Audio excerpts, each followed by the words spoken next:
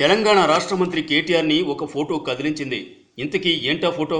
మ్యాటర్లోకి వెళ్తే ఈ పోటీ ప్రపంచంలో అది చిన్నపిల్లలపై అధిక ప్రభావం పడుతుంది.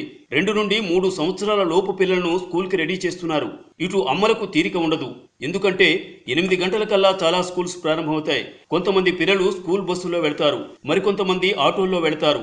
ఇంత ఉదయాన్నే చిన్నారులు నిద్రలేచి రెడీ కావాలంటే ఇంత చిన్న వయసులో ఇది వారికి నరకయాతనే.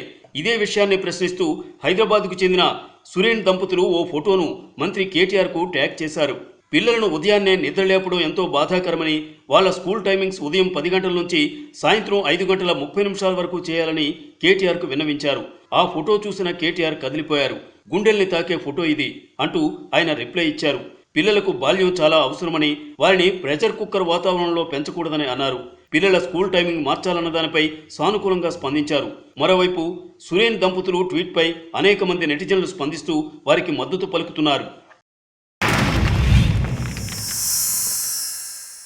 Like and subscribe Eagle Media Works.